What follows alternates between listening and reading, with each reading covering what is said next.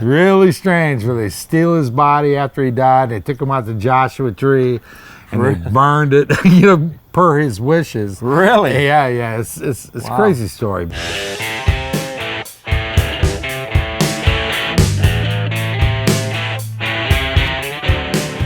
Hey everybody, welcome back in the shed. I'm Troy. This is Dave. Hello. Today we're talking about the top 3 70s male vocalists. But before we get started, why don't you leave your picks below, see if they match ours.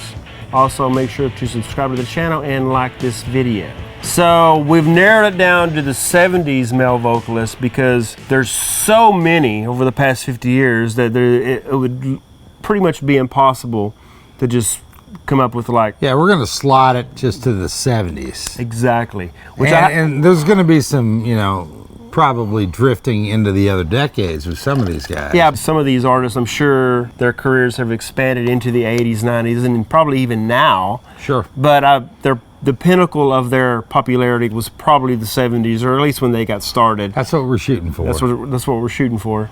And so, let's just get started. What's your number 3?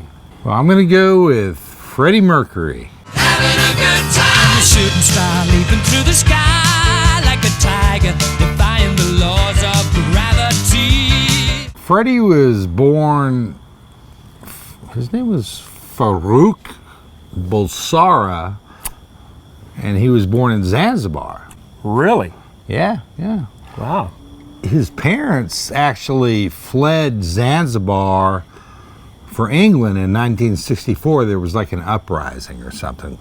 And Freddie actually had gone to music school. He'd been trained. He played piano and all that stuff. But when he got to England and continued his musical endeavors, I guess, he ended up meeting up with Brian May and Roger Taylor and formed this band called Smile in 1971. Now today, I know what I'm doing. I think the following year, John Deacon joined the band and they changed it to Queen. The first Queen album didn't really shake the waves or whatever. It was not that popular. The second album got him some legs, but it still wasn't really pushing him into the forefront. You can be my sugar baby, you can be my honey child.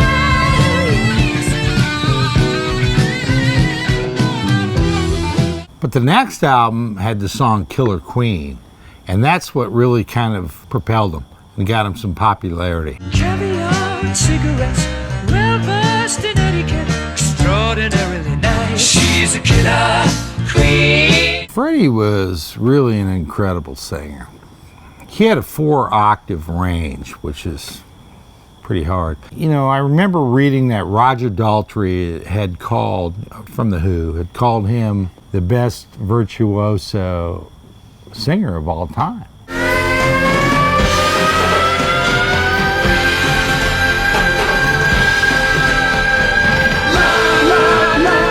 And by the 4th album, which was A Night at the Opera, that's where they really broke through. And that's where the song Bohemian Rhapsody came out, which really became their signature song. Sometimes we shall never be alone. They continued on in the 70s and had many other great albums. Great songs like Somebody to Love. Somebody, ooh, somebody. Can anybody find me? Somebody to love. And of course, when the album News of the World came out, which was my favorite Queen album, Get Down, Make Love was a great song. Get down, make love. Get down, make love. Every time I get high. The standout, of course, is, We Will Rock You and We Are the Champions.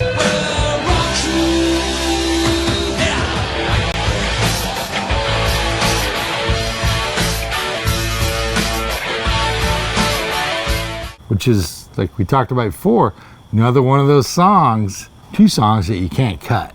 I've had my share of sad drinks in my best. I've got through.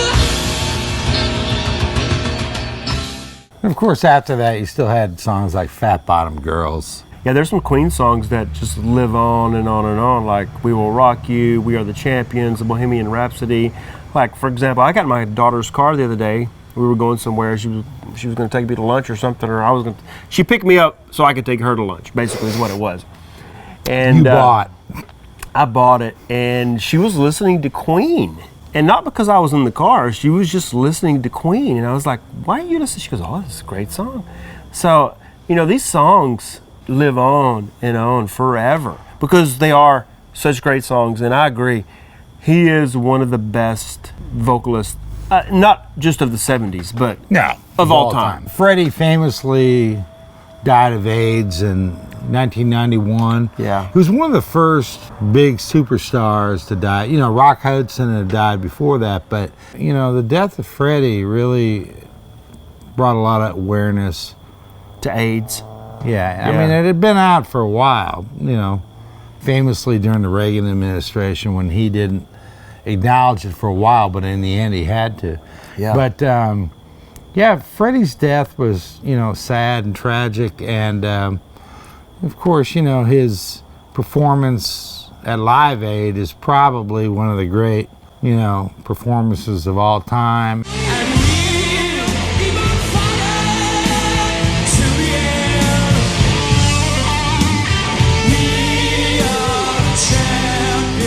Freddie was a great 70s singer and hard to beat.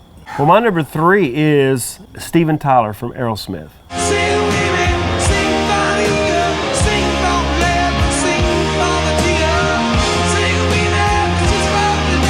So Steven Tyler was born in 1948 as Stephen Victor Tallarico.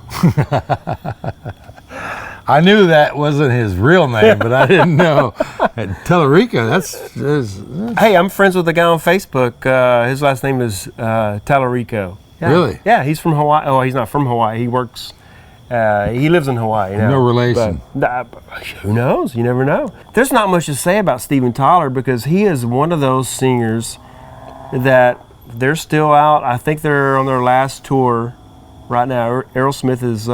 think of what the tour is called. It's like "Fuck You, We're Done" tour or something like that. Really? Listen, I got somebody cleaning out my hopper over here. He's trying to say there's something going on. That's not true, right?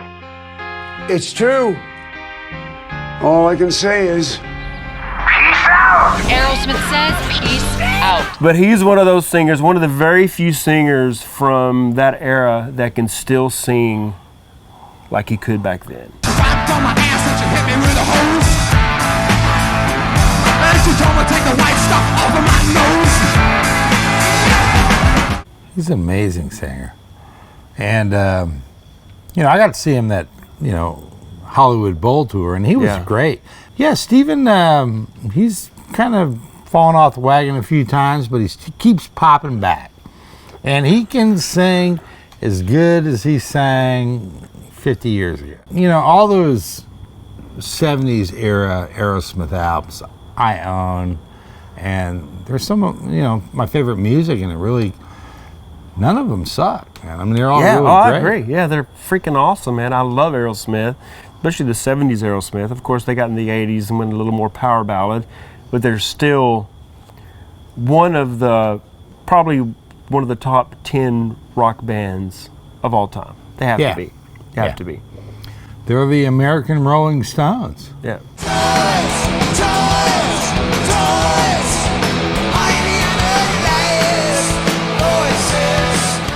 I knew you would just pick it up. I knew you would just take it and run with it. Well, my number 2 is going to be Robert Plant.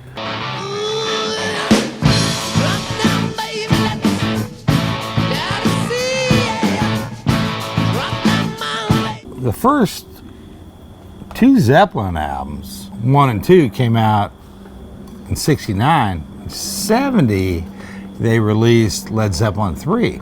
But Led Zeppelin 3 was really a departure from the first 2 albums, and it kind of caught everybody off guard because it had a lot of folk music in there, it had a lot of, you know, acoustic stuff. But if you really want to peg Robert Plant as a guy who could wail, you'd have to pick one song, and that's Immigrant Song.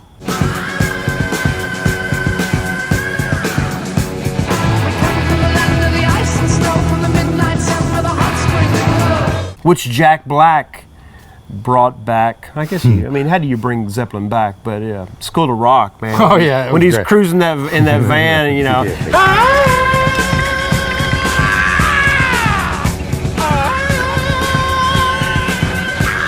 The thing about Robert is he's kind of known for that, but you know, when he had to, he could tone it down and really be more reflective, I guess you could call it. And you look at songs like the Rain Song.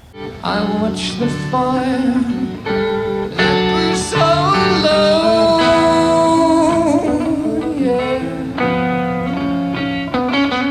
Of course, there's too many Zeppelin songs to reference, but Robert could really change gears and you know, he could do from, you know, blues to folk to rock to hard rock, even reggae, like Jamaica. You don't have to go. You know, that album Presence was the album that Jimmy Page pretty much created and produced, and Robert came in. Robert had gotten in a bad car wreck in Greece in like 75 or so, 74, and broke his legs or whatever, you know. But Jimmy Page ended up, you know, writing a lot of songs for that album, and Robert came in. But they had a lot of great songs, like Nobody's Fault But Mine.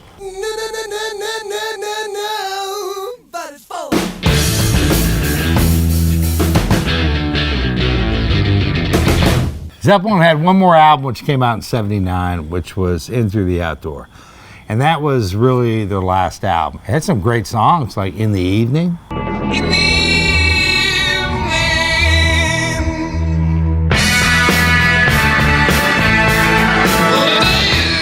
In 1980, as they were preparing for a tour, a worldwide tour, John Bonham, you know, drank himself to death, and that was that. John Bonham, drummer with the British rock group Led Zeppelin since its inception in 1968, was found dead today at the home of a friend in Windsor, England.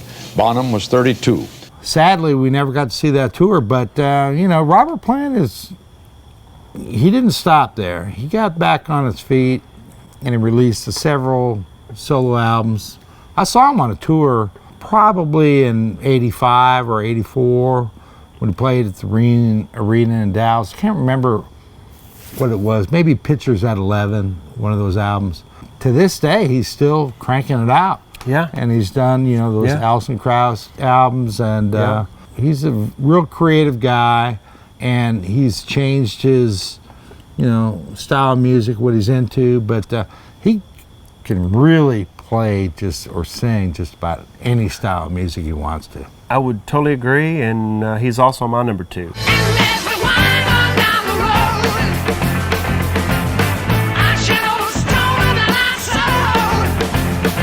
Love Led Zeppelin, love Robert Plant. I actually, over the last week, went back and listened to every Led Zeppelin album over again, thinking that maybe I could hear some songs I'd never heard before, and there were very few. Maybe hats off to Roy Harper.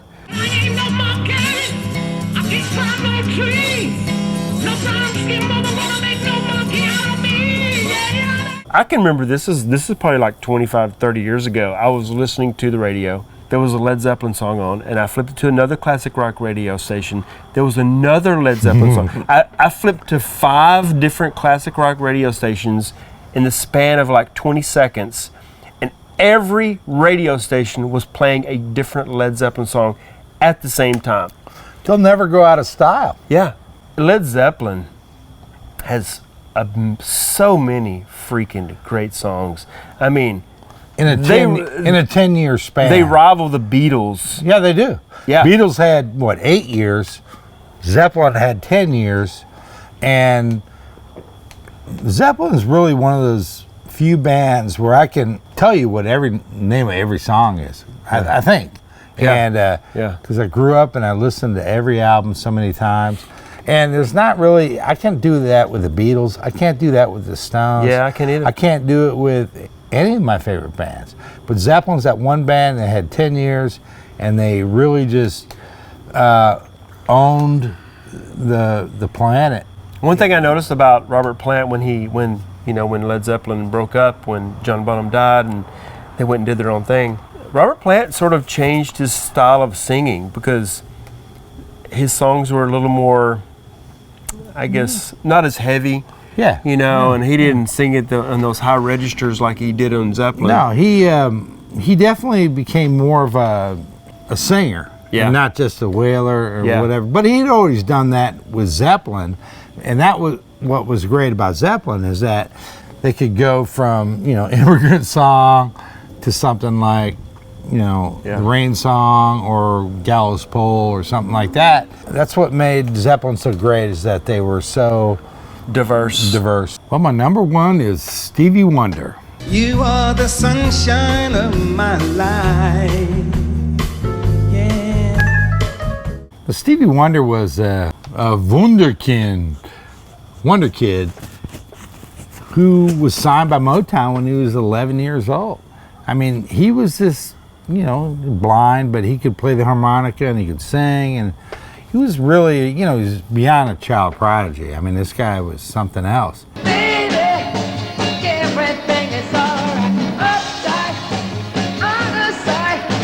Baby, everything is alright. So he was signed to Motown under Berry Gordy, contractually obligated to him until he was 21, which Berry did that to Marvin Gaye, a lot of people. But Berry was a tight-fisted, heavy-handed guy. So in 1972, when he was 22 years old, he released the song Superstition, which became a number one.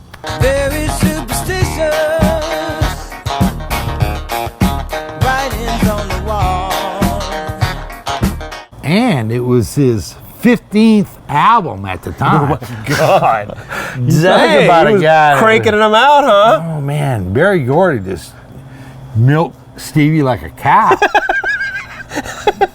But was he writing all his own songs, or did he have Stevie wrote. Yeah, he was a writer, performer, singer, and instrumentalist. Man, and all that's a lot of songs by the time you're 22. Oh my God, I don't know how many Stevie probably wrote out of those, but he was just so prolific. And that song Superstition went to number one. It was I think his first real big hit. You believe in things you don't understand, and you suffer.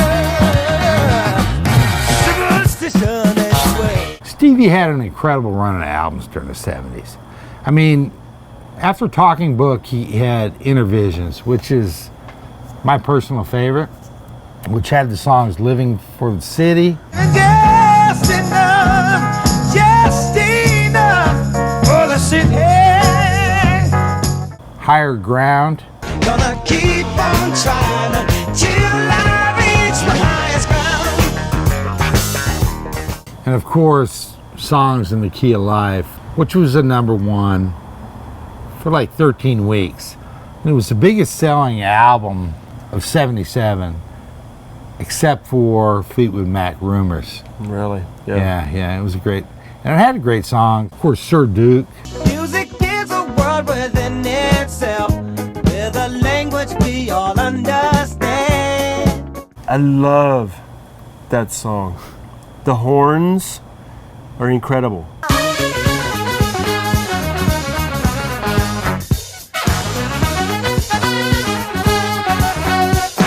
Some of the best horn playing ever on any pop song. So catchy, and it's such a great song. But Isn't She Lovely is another one. Isn't she lovely? Isn't she wonderful? And the song Pastime Paradise, which our younger people aren't going to really realize that was a song that Coolio used for his song Gangster's Paradise. Oh wow, I didn't know that. You know that song? I guess I'm young. Yeah, you are. Yeah.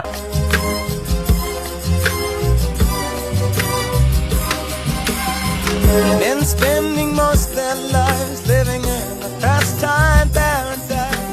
I just love him as a singer. I've always loved Stevie I do Wonder. too. I do, yeah. That is a great number one.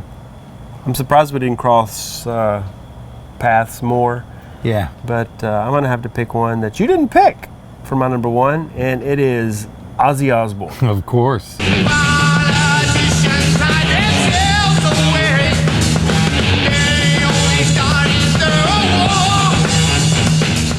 So John Michael Osbourne, born in 1948. You know who else was born in 1948? Steven Tyler and Robert Plant. Really? They were all born in 1948. So that must have been a freaking great year. So they're all like 75 right now. They're all, yeah. But I love Ozzy. When I first heard Ozzy was, when I was a teenager, probably, I'm guessing, I remember when it was. There was a commercial on TV promoting his Shot in the Dark album.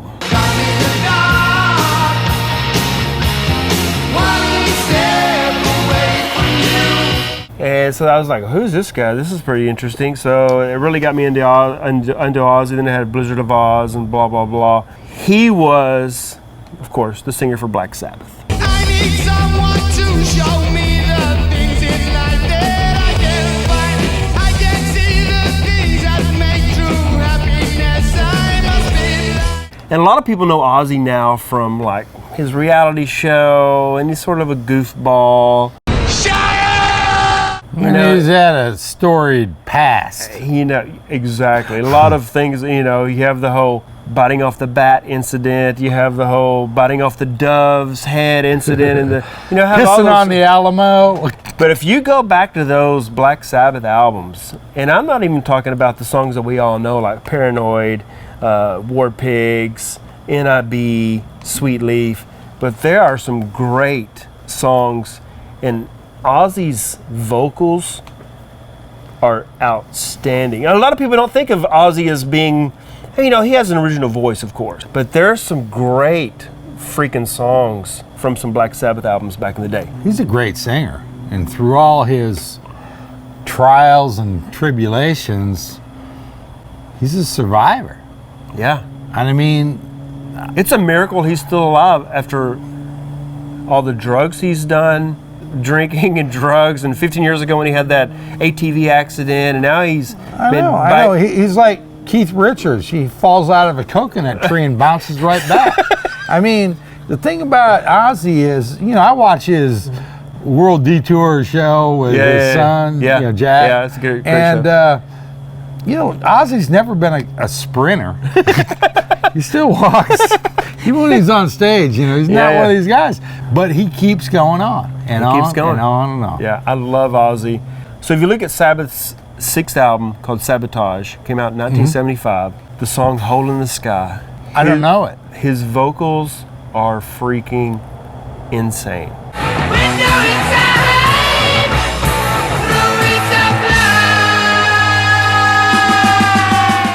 And of course, Symptom of the Universe.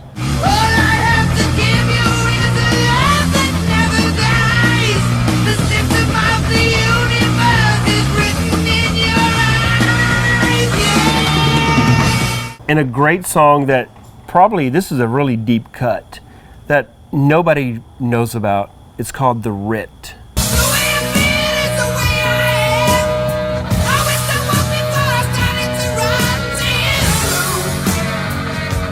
How do you spell that?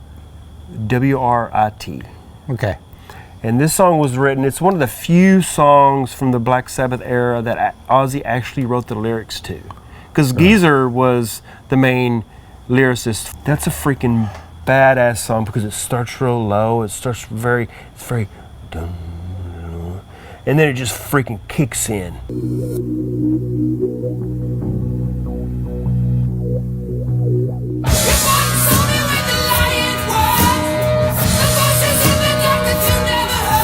Well, those are pretty deep dives. I mean, I got to tell you, my favorite era was early Sabbath and then early Ozzy. And, songs like Flying High Again, where he belts.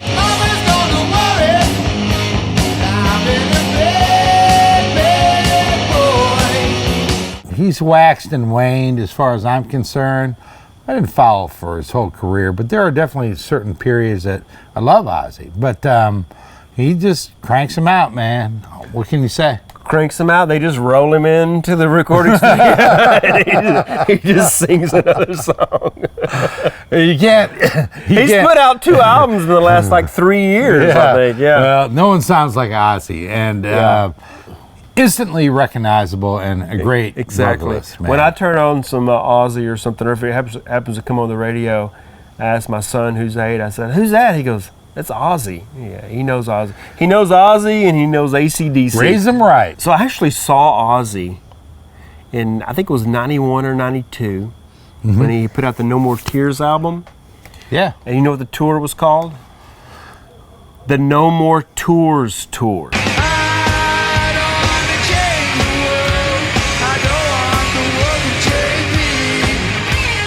I remember that. And this was in like 92. Gee, he was one of those guys that says he was never going to tour again. Like, I don't know, like Garth Brooks. And Kiss. And Kiss. And Motley Crue. And Motley Crue. When I hear about bands saying they're going to hang it up. Yeah. Yeah, you know they're full of it. Yeah. Well, I don't know. They're all getting pretty old now. You know, the bands that we grew up loving, they're all in their 70s now. And, you know, it's probably time to I was listening to Terry Gross today and had Ringo on. You know how old Ringo is? How? Today? 80. 83. Oh, that's incredible. And he's still touring with his all-star band. Wow. So, never say never. That's true. That's true. Hey, our battery's about to die on our camera over here. So anyway, that's our top 3 70s male vocalists. Comment below, leave your picks, and click the link below. Get you some merch. We'll see you next time in the shed. All right. See you. Bye.